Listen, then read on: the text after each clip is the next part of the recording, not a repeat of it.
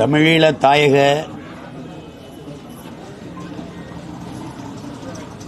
விடுதலை போராட்டத்தில் எண்ணற்ற மாவீரர்கள் தங்களினுடைய இன்னுயிரை ஈந்த போதிலும் எல்லா வீரர்களையும் விட தனித்துவமிக்க தலைசிறந்த மாவீரனாக இருப்பது எங்களுடைய அண்ணன் திலீபன் அவர்கள். எதிரிகளினுடைய துப்பாக்கி குண்டுகளுக்கு, பீரங்கி குண்டுகளுக்கு பலியாகி இறப்பதென்பது ஒரு நொடி மரணம். விஷக்குப்பி சயனைடு கடித்து உயிரை போக்குவதென்பது ஒரு நொடி. ஆனால் தன் லட்சிய தாகத்தை அடைவதற்காக ஒரு சொட்டு நீரும் அருந்தாமல் 12 நாட்கள் தன் உயிரையே உணவாக உட்கொண்டு சிறுக சிறுக மரணத்தை ரசித்து ருசித்த மாவீரன் எங்களுடைய அண்ணன் திலீபன் அவர்கள். எண்ணற்ற பெருமக்கள் மரணம் வரை உண்ணாவிரதம், சாகும் வரை பட்டினி போராட்டம் என்று அறிவித்ததுண்டு. அதற்கு அறிவித்ததற்கேற்ப இறுதி வரை உறுதியாக நின்று தன் இன்னுயிரை தன் லட்சியத்திற்காக ஈந்தவன், தியாக மறவன், விடுதலை பேரொளி எங்களுடைய அண்ணன் திலீபன் அவர்கள். அன்றைக்கு அவர் வைத்த கோரிக்கைகளில் ஒன்று, எங்களுடைய தாயகத்தில், தாய் நிலத்தில் திட்டமிட்டு சிங்கள குடியேற்றங்கள் நிகழ்த்தப்படுகிறது, அதை தடுத்து நிறுத்த வேண்டும்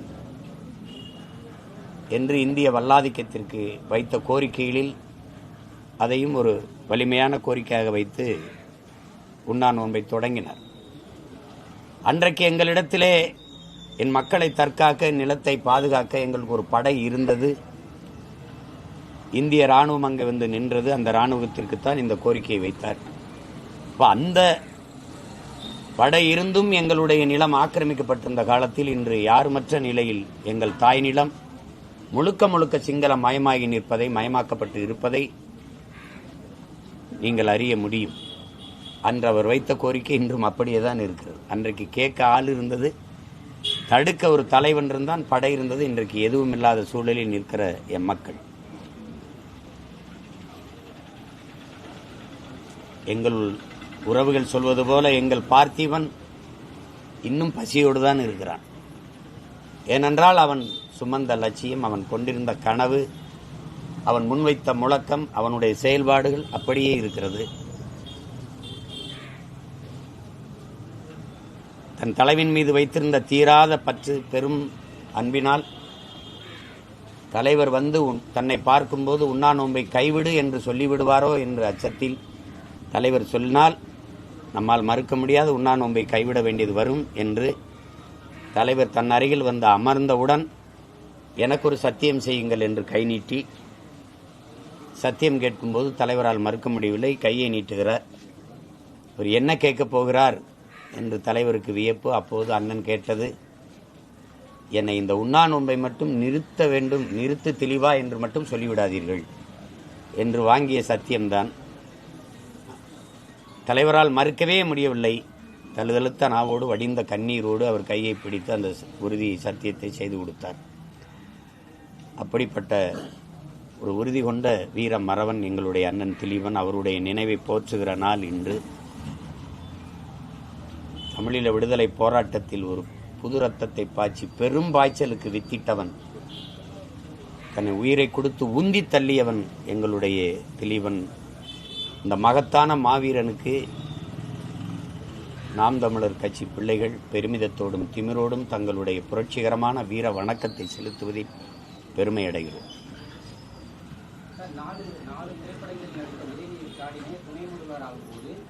எங்கள் தலைவர் 40 வருடமாக மக்களுக்காக போராடி கொண்டிருக்கிறார். அவர் துணை முதல்வர் ஆகக்கூடாது. விசிகாவுடைய துணை பொதுச் செயலாளர் ஆதவ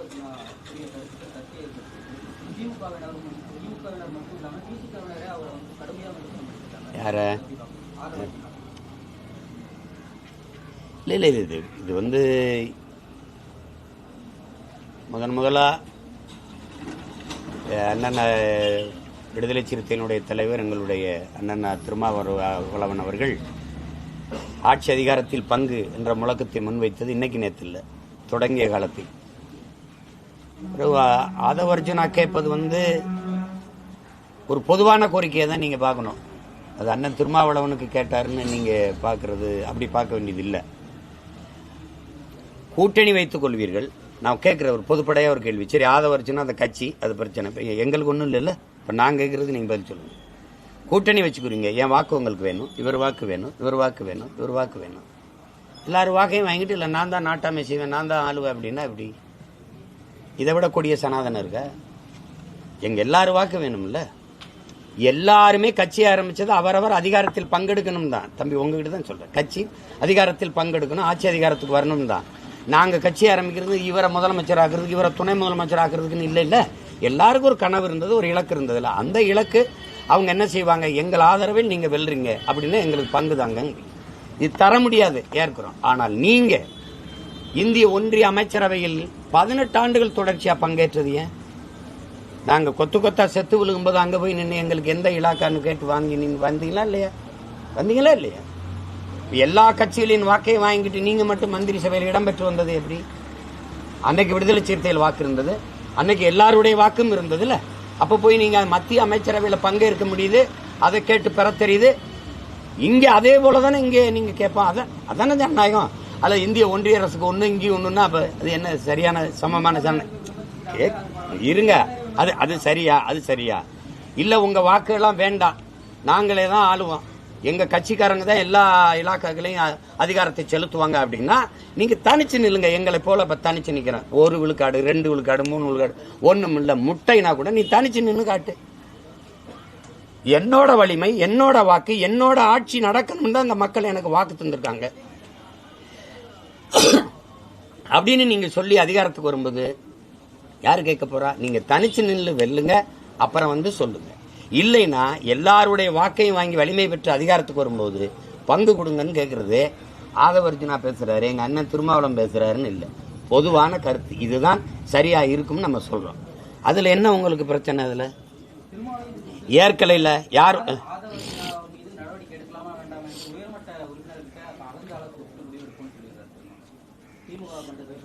அது வந்து அது எங்க அண்ணனுடைய முடிவு, அது அந்த கட்சியினுடைய கருத்து முடிவு. அதுல இல்லை, நான் சொல்றது பொதுவான கருத்து. பொதுவான கருத்து. எதுக்காக கூட்டணி சேர்க்கிறீங்க? எதுக்காக கூட்டணி சேர்க்கிறீங்க? நீங்க நினைக்கிறத ஆட்சி செய்யணும்னு நினைக்கிறீங்களா? இப்ப நாங்க வந்து எனக்கு வந்து ஒரு கொள்கை இருக்கு, ஒரு கோட்பாடு இருக்குது.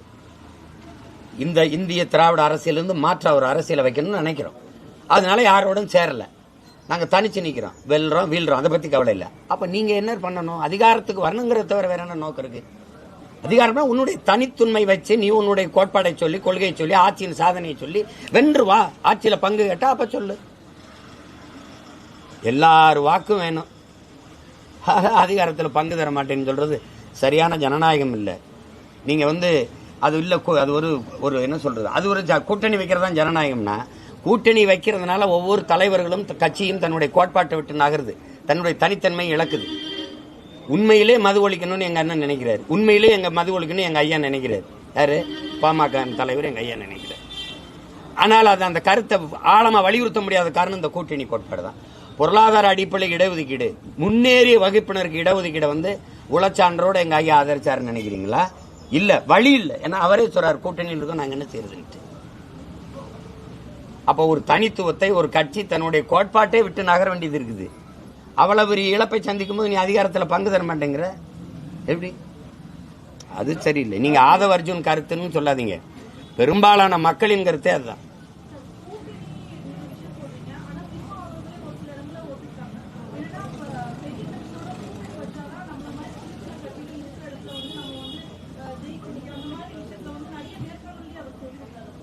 அது அண்ணனுடைய கருத்து. அது பெரிய கட்சி சின்ன கட்சிங்கிறது எதை வச்சு தங்கச்சி சொல்றீங்க? எதை வச்சு சொல்றீங்க? நீங்க 75 ஆண்டுகளா தொட்டிட்டீங்க.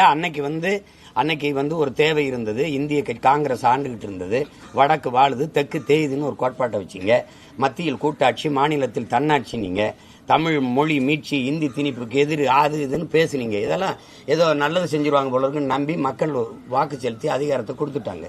அதை பிடிச்சுக்கிட்டீங்க, கெட்டியா பிடிச்சுக்கிட்டு அமைப்பை பரவலாக்கி குறையோடி போன ஒரு கட்டமைப்பு வச்சுட்டீங்க. நல்ல வலுவா கட்டமைச்சிட்டீங்க. நீங்க பெரிய சிங்காத சிங்கம். வாக்கு காசு கொடுக்காம வெல்ல முடியலையே, வென்று காட்டுங்க. பெரிய கட்சினா என்ன பெரிய கட்சி? நான் பெரிய கட்சி. ₹1 வாக்கு கொடுக்காம 36 லட்சம் வாக்கை பெற்ற நான் தான் பெரிய கட்சி. நீ வா, களத்துக்கு வா. ₹1 காசு கொடுக்காம கூட்டத்தை கூட்டி காட்டு. நீ பெரிய கட்சி, நாங்க ஒத்துக்கிறோம். என்ன பெரிய கட்சி நீ சொல்லுங்க. 50 லட்சம் கொடி கட்டணும், 5000 ட்ரோன் விட்டோம். பேசிக்கிட்டு இருக்கும்போது எந்திரிச்சு போயிட்டு இருக்கான். என்ன கட்சி பெரிய கட்சி? நீ எங்க பேசிட்டு 3 சீட்டு ஆடிக்கிட்டு இருக்கான். நீ எங்க பேசிட்டு பிரியாணி சட்டி ஆடிட்டு ஓடிட்டு இருக்கான். கொள்கையும் இல்ல, ஒரு கோட்பாடும் இல்ல. செத்து அடக்கம் பண்ணி பல வருஷம் ஆயிப்போச்சு. காசு கொடுத்தா தான் இருப்பான். தலைவர் பேசிட்டு இருப்பா போகாதப்பான்னு கூட்டத்தை நிறுத்துற காணொலி உங்களுக்கு அனுப்பவா தங்கச்சி? காசு கொடுக்காம வேலை நடக்குமா? உன் கட்சிக்காரன் கூட வேலை செய்ய மாட்டான். அப்புறம் என்ன பெரிய கட்சி? என்ன பெரிய கட்சி? பெரிய கட்சினா வாக்கு காசு கொடுக்காதீங்க. காசு கொடுக்காம வாக்க பெற்றுங்க. நாங்கள் கடந்த காலத்தில் செய்த ஆட்சியின் சாதனையை சொல்லி வாக்கு வைக்க போறோம்னு. ₹1000 எதுக்கு? தமிழ் மகனுக்கு ₹1000 17 மாசம் தேர்தல் இருக்கும்போது இப்ப கொடுக்குறீங்க. ஒரு வாக்குக்கு ₹17,000. அதானே? இல்ல உண்மையிலேயே எங்க மேல அக்கறைன்னா நேற்று தான் படிக்க போறோமா? இதுவரைக்கும் நாங்க படிக்க போகல. இதுவரைக்கும் வசதியா இருந்து இப்பதான் ஏழை ஆகிட்டோமா? வாக்கை பறிக்க உனக்கு நுட்பம் தெரியல. அதனால குடும்ப தலைவிக்கு 1000 கொடுக்கிறேன். படிக்க போற புரட்சி பெண் என்ன? புரட்சிக்கு என்ன ஒரு புரட்சி பெண்? புரட்சினா என்ன சொல்? புரட்சினா ₹1000 ரூபாய்க்கு கையேந்துறது புரட்சி. கல்விக்காண்டினா தங்கச்சி, கல்விக்காண்டினா தரமான கல்வியை, எல்லோருக்கும் சமமான சரியான கல்வியை கிடைக்கும்படி செய்யறதா அது புரட்சி. அதுதான் சரியா கல்விக்காக செய்யறது. எத்தனை ஆயிரம் பள்ளிக்கூடங்கள் மூடப்படுகிறது, எத்தனை ஆயிரம் ஆசிரியர்கள் வீதியில் நிற்கிறான், எத்தனை ஆயிரம் தற்காலிக பணியாளர்களா இருக்காங்க, நிரந்தர பணியாளர்களா இல்லாம ஓய்வூதியம் பெற முடியாம. கல்விக்கு நீங்க கொடுத்த முக்கியத்துவம் என்ன? முன்னுரிமை என்ன? எங்க இருக்குது? கல்வி ஒரு வியாபார பொருள் தங்கச்சி. மனச்சான்றோட பேசுங்க. கல்வி காசு அதிகமா இருக்கிறவன் நல்ல கல்வியை பெற்றுக்கொள்ளலாம். இல்லைன்னா அதே பேச்சுக்கதை, அதே பேச்சு கூட கூடாது தம்பி. அவனோட ஒப்பீடு, இவனோட ஒப்பீடுன்னு. மற்ற மாநில மண்ணல்ல நீ என்னத்துக்கல்ல? மற்ற மாநில மணலை நோர்க்கல, மலையை நோர்க்கல, நீ நோர்க்கிற? ஏன் நோர்க்கிற? நிதிஷ்குமார் கல்சாரம் குடிச்சவனுக்கு அதெல்லாம் காசு கொடுக்க முடியாது. குடிக்காதன்னு சொல்ற, நீ கோல்படுத்து போய் குடிச்சா நான் ஏன் காசு கொடுக்கணும்னாரு. நீ ஏன் கொடுத்த? கேரளாவில் மணல தடை இருக்குல்ல, மலையனூருக்கு தடை இருக்குல்ல, நீ எதுக்கு அள்ளி வித்தா, நீ எதுக்கு வெட்ட அனுமதிச்ச? எல்லாத்துக்கும் அவன சொல்றது. இந்தியானா அமெரிக்காவை பாருங்க. அமெரிக்காவில் இருக்கிற கல்வி, அமெரிக்காவில் இருக்க குடிநீர் விநியோகம், மின்சாரம், சாலை போடுதல், பராமரித்தல், அவனுடைய மருத்துவ கட்டமைப்பு அது ஒன்றை இருக்கா? தொட்டதுக்குலாம் அவனை பாரு இவனை பாரு அப்படின்னா, எங்க அப்பா ஏன் குடிக்கிறாருன்னா அடுத்த வீட்டுக்கார அப்பனும் குடிக்கிறான் அப்படின்னு எங்க அம்மா சொன்னா நீ ஏற்பியா? தம்பி, 81 விழுக்காடு நிலக்கரி, 81 விழுக்காடு நிலக்கரி இந்திய பெருநிலத்தில் என் நிலத்தில் தான் இருக்கு. இந்தியாவில் எந்த மாநிலத்தில் இல்லாத வளம் என் நிலத்தில் தான் இருக்கு. நான் சொல்ல, இந்த பொருளாதாரத்திற்காக நோபல் பரிசு பெற்ற அமிர்தியாசன் சொல்றாரு, இந்தியாவிலே தனிநாடு ஆக தமிழ்நாடு போயிருந்தா உலக வல்லாதிக்கத்தில் ஒன்றாயிருக்கும். அது காரணம் அவ்வளவு செல்வ வளங்கள் இருக்குன்னு. கங்கை படுகையில மீத்தேன் இருக்குல்ல, ஏன் எடுக்கல? காவிரி படுகையில் எடுக்கிற. அப்ப அந்த மாநிலத்தை பாரு. அதில் அங்கேயும் பேசல. கல்வியில எந்த மாநிலத்தை பாரு. கேரளாவோட என் பின்னுக்கு இருக்க கல்வியில தரத்துல ஏன் இருக்க? எல்லாத்துக்கும் ஒப்பிடுது. அது ஓட்டு காசு கொடுக்குறா கேரளா? நீ எது கொடுக்குற? ஒப்பிடுறதுக்கு ஒரு அளவு இருக்கு. எதை ஒப்பிடணும்? கல்வியின் தரத்தில் கெஜ்ரிவால் வந்து முதல் தரத்தை தூக்கிட்டு போனான். அதனாலதான் அவனுக்கு அதிகப்படியா வாக்கு பெற்று மறுபடியும் வென்றாரு. போயா டெல்லியில பள்ளிக்கூடத்தை எடுத்து பாருங்க. நட்சத்திர விடுதி அளவுக்கு இருக்கா இல்லையா? தரம் உயர்தா இல்லையா? 30 விழுக்காடு அரசு பள்ளிக்கு, தனியார் பள்ளிக்கு போய்கொண்டிருந்த மாணவர்கள் அரசு பள்ளிக்கு படை எடுக்கிறத விழுக்காடு பினராயி விஜயன் கூட்டிருக்காரா இல்லையா? அந்த மாதிரி எந்த முயற்சியும் எடுக்கல. மற்ற மாநிலத்தில் நான் கேட்கிற கல்லுக்கடை இருக்குல்ல, நீ ஏன் கல்லுக்கடை முடி வச்சுக்க? அந்த மாநிலத்தை பாரு, இந்த மாநிலத்தை பாரு. என்ன இது என்ன ஓடியா சார், ஓடியா பொழுது பணம் கிடைக்காது அந்த மாதிரி என்ன ஏலமா விடுற? நான் இத்தனை கேள்வி கேட்கிறேன்ல தம்பி, எதுக்காவது ஒண்ணுக்கு பதில் சொல்லுங்க. எல்லாம் இருங்க தங்கச்சி, எல்லா மாநில முதலமைச்சரும் இல்ல இப்ப சந்திரபாபு நாயுடு, பினராயி விஜயன் எல்லாம் போயிட்டு அமெரிக்காவில் முதலீடை இருக்க போயிருக்கிறேன், ஆப்பிரிக்காவில் முதலீடு இருக்க போயிருக்கிறேன், அரபு நாடுகளில் முதலீடு இருக்க போயிருக்கிறேன், அப்படி போய் ஒன்னும் முதலீடு கொண்டு வரலையா? எந்த மாநில முதலமைச்சர் ஊர் ஊரா போய் கையேந்திட்டு இருக்காரு சொல்லுங்க. 10 லட்சம் கோடி கொண்டு வந்து 31 லட்சம் பேருக்கு வேலை கொடுத்துருக்கோம்னு சொல்றாங்க. 10 லட்சம் கோடி முதலீடு வந்திருக்கா சொல்லுங்க? வந்திருக்கா? இவங்க இலக்கு 30 லட்சம் கோடி, 50 லட்சம் பேருக்கு வேலை. கேட்கும் போது இன்னைக்கு இது காதுல தேனா பாயுது. எங்க 10 லட்சம் கோடி?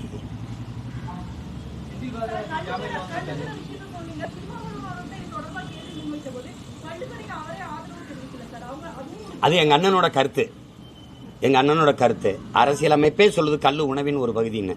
எங்க தமிழருடைய தொன்மத்தில் சங்க காலங்கள் இருந்து எங்களுக்கு கல் இருக்கு. கல் இங்க பாருங்க தங்கச்சி, கல் உண்ணாமேன்னு எங்க பாட்டனார் பாடியிருக்கலாம். நாங்க கல்லுங்கிற சொல்ல தூக்குறோம். பனம்பால், தென்னம்பால், மூலிகை சேருன்னு திறக்கிறோம். கல்லு குடிச்சு செத்தவனை சொல்லுங்க தங்கச்சி, சொத்தம்பட்டையும் வித்தவனை சொல்லுங்க, நாங்க மூடிடுறோம். உலகத்துல எல்லா தேசிய இனங்களுக்கும் ஒரு மது இருக்கா இல்லையா தம்பி? இருக்குல்ல. தேசிய குடிபானம் மதுபானம் இருக்கு. ரஷ்யானா ஓட்கா இருக்குது, மற்ற நாடுனா சாம்பன் இருக்குது, ஒயின் இருக்குது, எல்லா நாட்டுக்கும் ரம் இருக்கு, ஜின் இருக்கு. ஒவ்வொரு நாடும் ஒரு மது வச்சிருக்கு. அது மாதிரி என் தேசிய இனத்திற்கு ஒரு மது இருக்கு. அவையும் அதிகமானும் கல்லுண்டு உண்டு பேசிக்கொண்டிருந்தார்கள். எத்தனை பாடல்கள் இருக்கு, எவ்வளவு இருக்கு? அது அண்ணனுடைய பார்வை.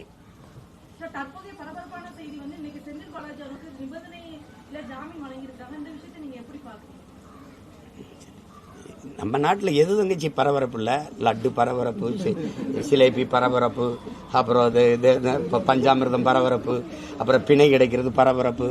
அது பரபரப்புக்கு பஞ்சமா இருக்கு.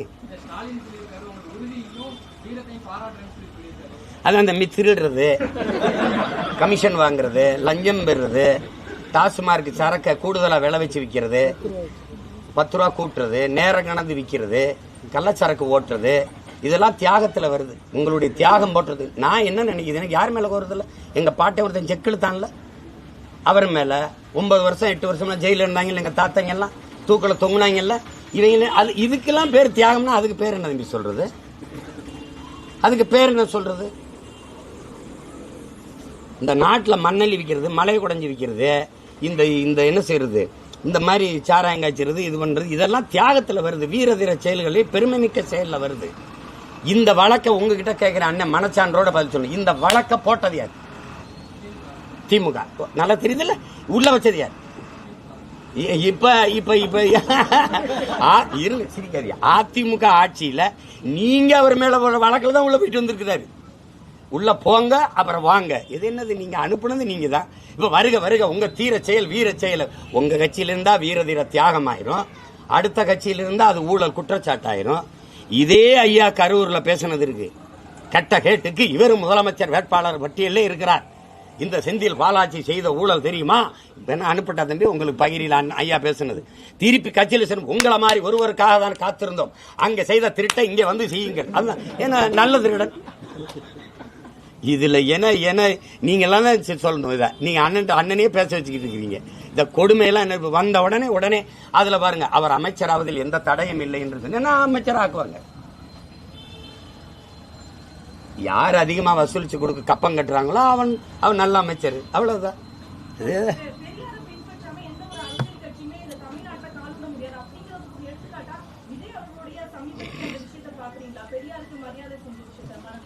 பெரியாருக்கு தமிழ்நாட்டில் யார் செய்யல? பிஜேபி வேணா செய்யாம இருக்கும், வேற யார் செய்யல? எல்லாரும் செய்யறாங்க. என் தம்பி மாலை வச்சுட்டு பெரியார், நான் பெரியார் கொள்கையை பின்பற்ற போறேன், நான் திராவிட அரசியல பின்தொடர்றேன், ஏதாவது பேசினாரா?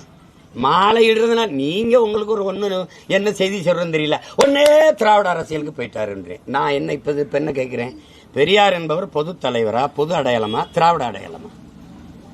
மாலையை வச்ச உடனே திராவிட அரசியலுக்கு போயிட்டாராங்கிறீங்க. இப்ப தெரியுதா? பெரியார் தமிழருக்கான அடையாளமோ குறியீடோ, தமிழ் தேசிய இனத்திற்கான அந்த தமிழ் தேசிய அரசியலுக்கான தலைமையோ குறியீடோ இல்ல. நீங்களே சொல்றீங்க. அது அவர் பெரியாருக்கு போயிட்டார், அப்ப திராவிட அரசியலுக்கு வந்துட்டார். அது திராவிட அரசியல், திராவிட அரசியலின் குறியீடு. அதுக்கு 2 நாளைக்கு முன்னாடி ஒன்று இருந்தது. என்னது? தனித்தமிழ் அடிகளார், மறைமலை அடிகளினுடைய நினைவு வந்துச்சு. தமிழ் தென்றல், அது தனித்தமிழ் அடிகள், இவர் தமிழ் தென்றல் திருவிக்கா. அவருடைய நினைவு வந்துச்சு, அதுக்கு இவ்வளவு பரபரப்போ மரியாதையும் இல்லை. அதுக்கப்புறம் எங்க தாத்தா ரெட்டமலை சீனிவாசன் நினைவு வந்தது, அதுக்கு இவ்வளவு பரபரப்போ மாலை இடுதலோ மரியாதை இல்லை. இது ஏன்னா எங்க அடையாளம் உங்களுக்கு தெரியுதா? இது தமிழ் அடையாளம், தூய தமிழர் அடையாளம். நீ நிராகரிக்கிற, உன்னுடைய திராவிட குறியீட தூக்கி தள்ளுற. அதை ஒரு தடவை என் தம்பி சொல்றாரான்னு பாருங்க. 27 அல்லது அதுக்கப்புறம் கட்சி அக்டோபர் 27 கட்சி ஆரம்பிக்கிறாரு. அதுக்கப்புறம் இல்ல நான் திராவிட அரசியல் பண்றேன். பெரியாருக்கு நாங்க கூட தான் மரியாதை செய்யறோம். பெரியாரோட கோட்பாட்டை எடுக்கிறோம். பெரியார் எங்கள் வழிகாட்டி, அண்ணல் அம்பேத்கர் அறிவாசான், அவர் எங்கள் வழிகாட்டி, மார்க்ஸ் எங்கள் வழிகாட்டி. கோட்பாட்டில் ஒரு வழி இருக்கிறது தங்கச்சி. மார்க்சை நான் என்னுடைய ஆசானா ஏற்கிறதுக்கும் தலைவனா இருக்கிறதுக்கும் வித்தியாசம் இருக்கு. எனக்கு தலைவன் ஜீவானந்தம், சிங்காரவேலர், எங்களுடைய அப்பன் நல்லகண்ணு, இவன் தான் என் தலைவன். நான் எதுக்கு போய் அவரே இருக்கணும்? பெரியாரு நான் வழிகாட்டியா இருக்கிறேன். தலைவனா என் தலைவன் பிரபாரனா தான் ஏற்பேன். ஏன்னா தகப்பன் பெத்தவனா இருக்கணும், தலைவன் ரத்தவனா இருக்கணும். இது எங்க கோட்பாடு. ஆனால் அம்பேத்கரை நான் ஆசானா ஏற்கிறேன், வழிகாட்டியா ஏற்கிறேன், அறிவு ஆசானா ஏற்கிறேன். ஆனால் தலைவனா என் பாட்டன் அயோத்திதாசனி, என் தாத்தன் ரெட்டமலை சீனிவாசனி, MC ராஜாவையும் தான் நான் ஏற்பேன். எங்க அண்ணன் திருமாவளவனா தான் ஏற்பேன். எனக்குள்ள இருந்தா நீ எடுக்கணும். நீ அங்க போய் கூட்டிக்கிட்டாதான் தங்க அதெல்லாம் தகப்பனையும் தலைவனையும் கடன் வாங்க முடியாது தங்கச்சி. அது வந்து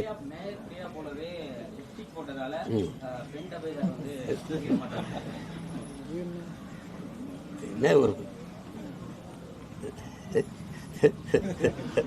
இதுக்கு நான் என்ன சொல்றது? தங்கச்சியை நான் அப்படி எதிர்பார்க்கல, பிரியாவை நான் அப்படி எதிர்பார்க்கல. அது சக மனுஷியோட உரிமை. உதட்டு சாயம் பூசிக்கிறதெல்லாம் உலகத்தில் ஒரு பிரச்சனையா வரும்னு நான் இப்பதான் பாக்குறேன். இது ஒரு சாதாரண ஒரு இது. அதுக்கு போய் பணியிட மாற்றம்லாம் செய்வதை முற்போக்காளர்கள் தான் பேசணும், பெண்ணிய உரிமை பேசினவங்க தான் பேசணும். அது தவறு. அதுக்காக செஞ்சிருக்கலாம் தவறு, அதெல்லாம் தவறு.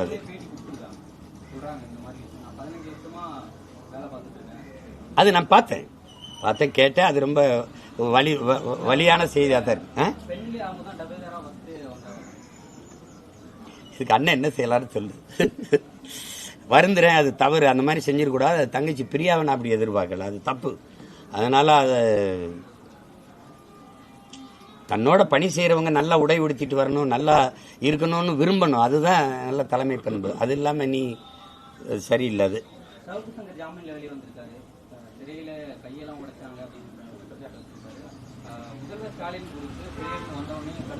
அவர் வரல, பயந்துகிட்டு விட்டு அவர் வழக்கு போடலாம். ஒரு 15 நாள் 20 நாள் ஒரு சிறையில் வைக்கலாம், விட்டுலாம். இனிமேல் இப்படி பேசாதீங்கன்னு சொல்லலாம். அதான் சரி. கஞ்சா வச்சிருந்தாரு அப்படின்னு சொல்லிலாம் ஒரு குண்டாசில் திருப்பி போடுறது, அதெல்லாம் உங்களுக்கு தெரியும் எவ்வளவு பழிவாங்கல் நடவடிக்கை. அதை புரிஞ்சு கொண்டு தான் உச்சநீதிமன்றம் வந்து கடுமையா இவங்க வந்து திருப்பி வழக்கு பெறலைன்னா கடுமையா கண்டிச்சு தீர்ப்பு சொல்லியிருப்பாங்க. அது தம்பியை நான் வரவேற்கிறேன்.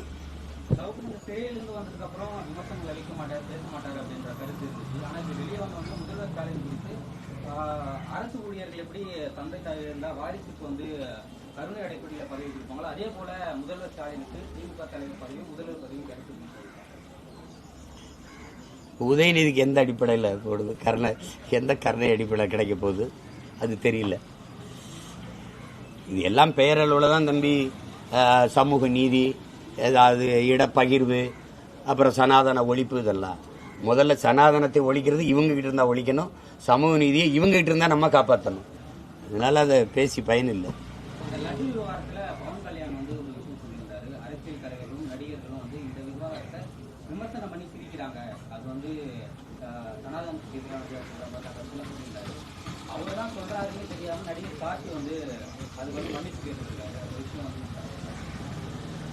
இல்ல எது முதல்ல நம்ம வெளிப்படையா இத்தனை ஊடகங்களுக்கு முன்னாடி நான் ஒரு மகனா, நான் இந்த பொது மகனா கேட்க விரும்புறது, சனாதனம்னா என்ன, சனாதன தர்மம் என்றால் என்ன, யார் விளக்கி எங்களை போன்ற பிள்ளைகளுக்கு புரிய வைக்க தயாரா இருக்கிறீங்க? முதல்ல அதை சொல்லுங்க.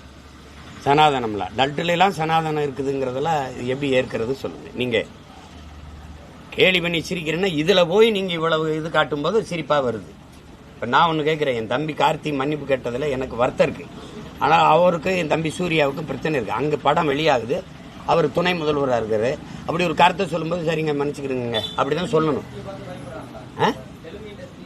தெலுங்கு இங்கேயே பல நடிகர்களுக்கு எனக்கு இருக்கிற கோபம், உங்களுக்கு இருக்கிற கோபம், எல்லாருக்கும் இருக்கிற கோபம் இருக்கு. ஆனாலும் அவங்களுக்கு திரையரங்கு யார்ட்ட இருக்கு? இது எதுக்கு பிரச்சனைன்னு நினைப்பாங்க. எல்லாத்துக்கும் துணிஞ்சு நம்மள மாதிரி எது வேணா பயா பார்த்துக்கிறோமேன்னு வந்து நிற்க முடியாது. எல்லாரும் நிற்க முடியாது தம்பி, எல்லாரும் நிற்க முடியாது. இப்போ இது சிறைக்கு போனதுனால ஃபெலிக்ஸுக்கும் சவுக்கு சங்கருக்கும் எவ்வளோ பெரிய இழப்பு இருக்குது. அந்த குடும்பத்துக்கு யார் அந்த வலையொலி நடந்தால் வருமானம் அது இல்லை. இப்போ என்ன பண்ணுவீங்க? இப்போ அந்த மாதிரி இழப்பை தாங்கக்கூடிய ஆற்றல் இருக்கிறவன் தைரியமாக நிற்பான். இல்லைன்னா என்ன பண்ண முடியும்? பெரும் முதலீடு தம்பி, பல நூறு கோடிகளை முதலீடு செய்யும் போது அதை வாங்கினவங்க அது சார்ந்தவங்க எவ்வளோ பேர் பாதிக்கப்படுவாங்கன்னு போது அவங்க கொஞ்சம் பின்னடைய வேண்டியது வருது. அதில் ஒரு குறையை நம்ம சொல்ல முடியுது. ஆனால் நான் கேட்கறது என்னன்னா, இதில் என்ன சனாதனம் வருது, இதில் என்ன பெரிய பிரச்சனை வருதுன்னு கேட்குறேன். நீங்கள் ஒரு லட்டு பிரச்சனை தம்பி. இப்போ நான் வந்து தலைவன், நான் முதலமைச்சர். லட்டு யார்கிட்ட கொடுத்துருக்கு ஒப்பந்தம்? அது கலந்தவன் யாரு? அது கொண்டாடா, அவனை தூக்கி நடவடிக்கை எடுத்து உள்ள போடு. இனிமேல் கலக்காத, வேற ஆளுக்கு ஒப்பந்தம் கொடு. இவ்வளோதானே தம்பி. ஒரு நிமிஷத்தில் முடிஞ்சிருச்சா? ஒரு நிமிஷத்தில் முடிஞ்சு. இதானே நிர்வாகம். இந்த பாருங்க, சென்னையில் ஒரு போக்குவரத்து இதில் பேருந்தில் போன மாணவரை ஒரு நடத்துனர் அடிச்சு விட்டார். பெருந்தலைவர் காமராஜர் முதலமைச்சர். இதை கேட்டுக்கிறீங்க, இது எப்படி கையாளணும்னு பாருங்க. இந்த மாதிரி வந்தவொடனே வண்டி எடுத்துட்டு நேராக போயிடுறாரு. மாணவர்கள்லாம் வீதியில் இறங்கி போராடிட்டு இருக்காங்க. என்ன பிரச்சனை என்ன? இவர் அடிச்சு விட்டாரு, அவர் என்ன செய்யலாம்ன்றேன், அவரை எங்கேயாவது வேலையை விட்டு தூக்கிடுங்க அப்படின்றார். சரி, இந்த டிஸ்மிஸ் போ, வேலையில் இல்லை, நீ படிக்கிற பிள்ளை, நீ இதுக்கு போராடி இருக்க, போய் படிக்கப்போ அனுப்பிட்ட. அப்படி அவர் வீட்டுக்கு வந்துடுறாரு. வந்தோடனே என்னங்க நீங்கள் வந்து இப்படி பண்ணிட்டீங்க, பாவங்க அப்படின்னு. ஏய், படிக்கிற பிள்ளையோட போய் இவன் சண்டை போட்டுக்கிட்டு இருக்கலாமா? அவன் படிப்பை விட்டு வீதியில் இறங்கி போராடிக்கிட்டு இருக்கான், பைத்துக்கிறதனா. அவன் கேட்கறது டிஸ்மிஸ், பிரச்சனை முடிஞ்சு வச்சு போயிட்டான். வேணா 2 நாள் விட்டு என்னை வந்து பார்க்க சொல்லு. வந்தோடனே என்ன, ஏன் இப்படி பண்ணுற, உனக்கு அறிவு இருக்கா? படிக்கிற பிள்ளைய சின்ன பிள்ளைகளோட போய் தகராறு பண்ணிருக்கலாமா? இந்தா வேற பக்கத்தில் ஓட்டுறவன் கண்ணுக்கு தெரியாமல் எங்கேயாவது போய் வேலை செய்ப்போ. அவ்வளோதான், முடிஞ்சு போச்சு. இதுதானே தலைவனுக்கு அழகு. அதை விட்டு உருட்டிடலாம். இந்த லட்டை உருட்டினதை விட இவங்க உருட்டு இந்தியா முழுமைக்கும் பெரிய உருட்டு. அண்ணன் உனக்கிட்ட நேருக்கு நேராக கேட்குறேன். பால் குடிக்கிற, நெய் ஊற்றி செய்யலாம்ன்ற. பால் எங்கிருந்து வந்தது? நெய் இருந்து வந்தது. கொழுப்பு இங்கிருந்து வந்தது. ஏடா நெய் திம்பா கொழுப்பு தின்னா செத்து போயிருவியா? என்ன உன் பிரச்சனை? இவங்க ஒரு கோட்பாடு வச்சிருக்காங்க தம்பி. இங்க பாரு, நல்ல கவனி. மாட்டு கருவிங்கிறன்னா கீழ் சாதி, பால் குடிக்கிறன்னா நடுச்சாதி, இடைசாதி, மூத்திரம் குடிக்கவே உயர்ந்த சாதி. உலகத்திலே இந்தியாவில் தான் தம்பி பால் கொட்டப்படுது, நெய் எரிக்கப்படுது, மூத்திரம் குடிக்கப்படுது. அடா மூத்திரம் குடிப்பா, கொழுப்பு என்னது? இதுதான் அதிகப்படியான கொழுப்பு. கோடி பிரச்சனை தம்பி, கோடி பிரச்சனை இருக்கு. அண்ணன் ஒரே நொடியில தீர்க்கேன், ஒரே நொடியில. லட்டு யார்ட்டடா ஒப்பந்தம் கொடுத்தீங்க? ஏன்டா டேய், அவன் நம்பிக்கை இருக்கு, நம்பிக்கையில் எதுக்கு சேர்க்க, எதுக்கு கொழுப்பை போய் சேர்த்த? ஐயோக்கிய பிள்ளைங்க வாடா, அது ரத்து தூக்கி உள்ள தூக்கி போடுறான். அவன் ரத்து பண்ண அந்த இங்க வா, இனிமேல் இந்த லாட்டப்புறம் தூக்கி போடு, புதைச்சி விடு, இல்லை வேற யாருக்காக பண்ணி விடு. இனிமேல் யார் வேற ஆளுக்கு நல்ல நியாயமா பண்ணவன் யாரு, அவனுக்கு போடு. அந்த லட்டை சோதி, அதுல சரியா நெய் மட்டும் கலக்கப்பட்டிருக்கா, இதை விநியோகி. இவ்வளவுதானே தம்பி, ஒரு அரை மணி நேரத்தில் முடிஞ்சு போயிருந்தது. நீங்க பெருமாளை மதிக்கிறீங்களா இல்ல கேவலப்படுத்துறீங்களா? அவர் என்ன தம்பி, ஒரு லட்டுக்கெல்லாம் மாசடைகிறவர், புனிதம் கட்டு போறவர்னா எப்படி தம்பி? என்ன நீங்க சொல்றீங்க? உங்களுக்கு அரசியலுக்கு இதெல்லாமா ஒரு இது தம்பி. நீங்க கோயிலை விட்டு வெளியில வாங்க தம்பி. உலகத்தில் நீங்க ஒண்ணு கத்துக்கிறது தம்பி, சாதி மதம் சாமியை வச்சு அரசியல் செய்யறவன் இருக்கான்ல, அதை சிந்திக்கிறவன் மக்களை பற்றி சிந்திக்கவே மாட்டான் தம்பி. அது தேவைப்படாதவனுக்கு. மக்களை பற்றி, மண்ணின் வளம், மக்களின் நலத்தை பற்றி சிந்திக்கிற ஒரு தலைவனுக்கு, ஒருத்தனுக்கு சாதி மதம் சாமியை பற்றி சிந்திக்க நேரம் இருக்காது, தேவை இருக்காது. உடல் எடையை குறைக்க தம்பி குறைக்கிறது. ஒரு இளைய தலைமுறை இந்த மாதிரிலாம் அவர் வளர்றது அப்படி இதுதான் நல்லா இல்லது. சாமின்னா ஆக்கப்பூர்வமா பேசணும். தப்பு, கொழுப்பை கலந்தது தப்பு. யார் கலந்தது? இப்ப என்ன தெரியுமா, ஜெகன்மோகன் ரெட்டி, சந்திரபாபு நாயுடு ஆட்சிக்கு எதிராக நம்ம போராட வேண்டும், பாருங்கள் கொழுப்பை கலந்து இவங்க அவர் கிறிஸ்தவர் கலந்துட்டாரு. என்ன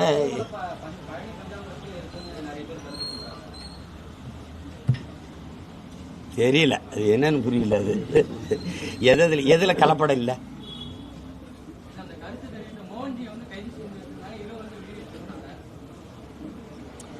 அது ஒரு கருத்து தான், அது இல்ல நிரூபிக்க வேண்டியதானே. அது இல்ல, திடீர்னு பாருங்க எலி கிடந்துச்சுன்றாங்க, திடீர்னு கரப்பாம்பூச்சி இருந்துச்சுன்றாங்க.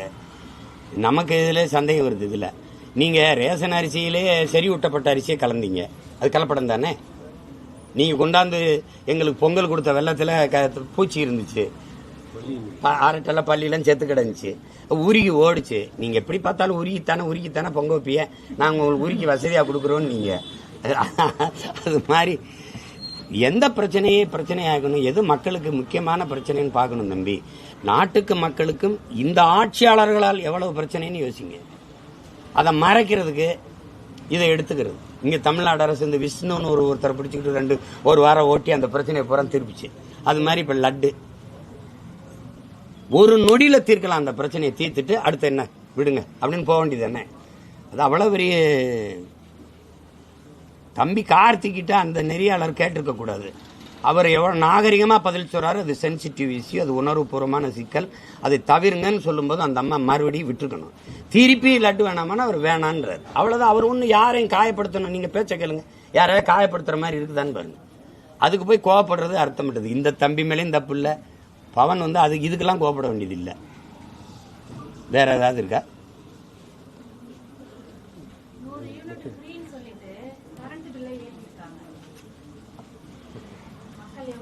அதை ஏத்தினாதான் உங்களுக்கு ஃப்ரீயா கொடுக்க முடியும். தங்கச்சி இதெல்லாம் இதெல்லாம் இதெல்லாம் இதெல்லாம் இதுக்கு எப்படின்னா மாடல். இதெல்லாம் ஒரு மாடல் இல்லை, ஒரு மாடல். இது சொத்து வரி ஏற்றினது, மின்கட்டண உயர்வு, அத்தியாவசிய பொருள் விலை ஏற்றம், பால் விலை ஏற்றம், அரிசி பருப்பு விலை ஏற்றம்லாம் மக்கள் வாழவே முடியாத சூழலுக்கு தள்ளிவிட்டு இருக்கு. வெறும் மின்கட்டண உயர்வுன்னு பார்க்க முடியாது தங்கச்சி. அது சார்ந்த சிறு குறு தொழில்கள், உற்பத்தி செய்கிற பொருள்கள் மின் கட்டணத்தை அதிகம் கட்டும்போது அந்த ஒரு கடை மளிகை கடை வச்சிருக்காருன்னா அந்த கடைக்கு வாடகை சொத்து வரி கூடிடுச்சு. அந்த கடையை பயன்படுத்துகிற மின்ஸ் கட்டணம் அது கூடிடுச்சு. அப்படிங்கும்போது அது அரிசி பருப்பு தக்காளி விலையில் அது ஏறிடுது. ஒன்றை ஒன்று சார்ந்து இருக்கிற அமைப்பு இது.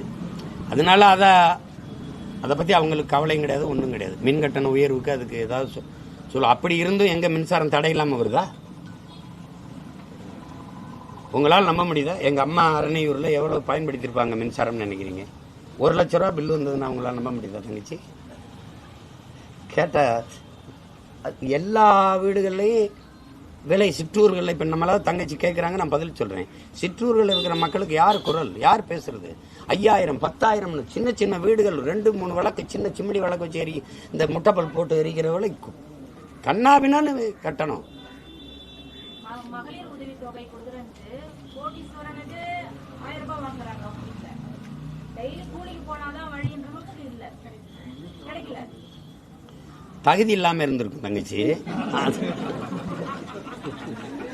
ஆனா ஓட்டு கேட்கும் போது ஸ்டேஜ்ல அனைத்து மகளிர் உதவி தொகை அனைத்து மக்களுக்கும் கிடைக்கும் மகளிருக்காக அப்படின்னு சொல்றாங்க. ஆனா எங்க ஊர்ல பாத்தீங்கன்னா கோடீஸ்வரன் 30 பேருக்கு வாங்குறாங்க. இப்போ நான் வாக்கு கேட்கும்போது தகுதி வாய்ந்த மகளிருக்கு நாங்க 1000 ரூபாய் கொடுக்குறோன்னு சொல்லியிருந்தா நீங்க தகுதி பார்த்து ஓட்டு போட்டிருப்பீங்க. இவர் வந்தா நல்லா இருக்கும்னு. மொத்தமா 1000ன்னு அப்படி ஏமாத்துறதுன்னு ஆயிடுச்சுன்னா எதையாவது சொல்லி ஏமாத்த வேண்டியதானே தங்கச்சி. இப்ப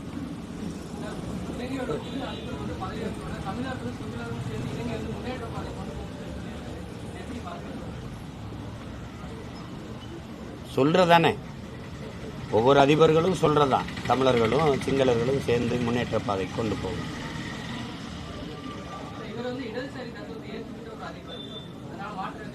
இடதுசாரி தத்துவம் என்ன? இந்தியாவில் இடதுசாரி தத்துவம் இங்க எந்த அளவுக்கு இருக்கு சொல்லுங்க. யாரு எந்த மக்களுக்கு இடதுசாரி தத்துவம் தேசிய இனங்களின் உரிமைக்கு நிக்குதா? அண்ணன் உங்ககிட்ட தான் கேட்கிறேன். நிக்கல. உழைக்கும் மக்கள் இடதுசாரி தத்துவத்தை ஏற்ற ஆளுகிற கேரளா உலக பாட்டாளிகளை ஒன்று கூடுங்கன்னு சொல்லுதா இல்லையா?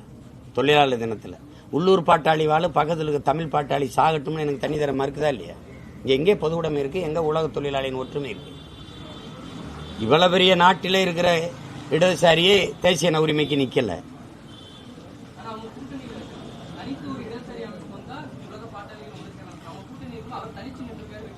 வெற்றி பெற்றிருக்காரு. 10 நாள் போட்டு இல்லை 15 நாள் போட்டு 1 மாசம் 6 மாசம் கூட பொறுத்துருங்க, என்ன நடக்குதுன்னு பாருங்க. அந்த இடதுசாரி கோட்பாடு, அந்த அதிகாரம் அந்த நிலத்தில் இருக்கிற எல்லாருக்குமா சிங்களர்களுக்கு மட்டுமாங்கிறத கொஞ்ச நாள்ல தெரிஞ்சிட போகுது. அவ்வளவுதான்.